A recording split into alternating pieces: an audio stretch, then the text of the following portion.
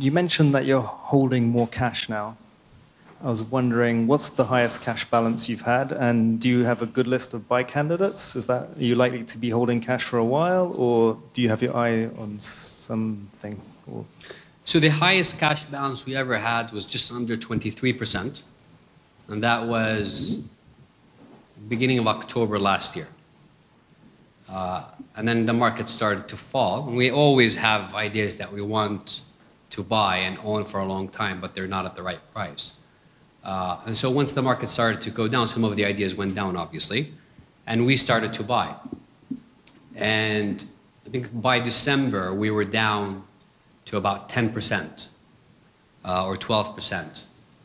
And the market continued to fall. And then in the last week, so basically, I remember putting in the trades in our sheet on Christmas Day.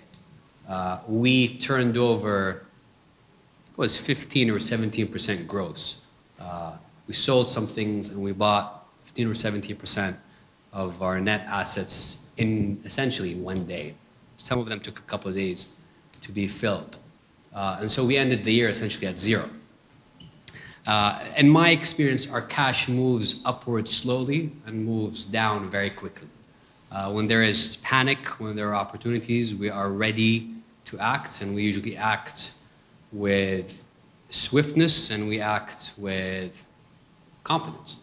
And as you see, I mean, we started with zero, now we're up to 18% during this year. So we've come almost full circle. But yeah, I mean, I think since inception Mark may know this number, top of, I think weighted average cash is 6 or 7%. Yeah. We don't usually have a lot of cash on hand, but we do when we feel that future opportunities are better than today's opportunities. And your pipeline? I mean, our pipeline is a function of companies that we like, and we've got a few. I mean, you can see them here, but they're not cheap. We're not going to show you that list. But yeah, I mean, our job is essentially to keep adding companies to that pipeline and assigning a price to them, and then following them over time. Some will drop because we don't like them for one reason or the other over time. But it's basically having this wish list of, I mean, my son is really into Lego. And he has a wish list of Lego sets that he wants to buy on his birthday, on Eid, on Christmas. Every event in the calendar, he has a plan and a budget for it. And we basically do the same thing, except we're too shy to buy Lego.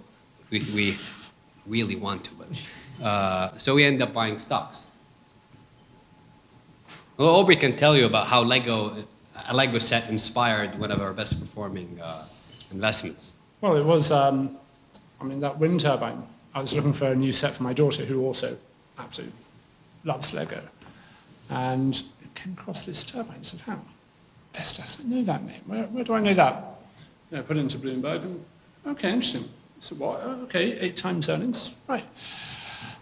So yeah, I got rather interested. But just through wanting to buy Lego. Now, you know, that was then Maya's Christmas present to Florrie for doing that. And you know, age 5, she put it together in a whole day.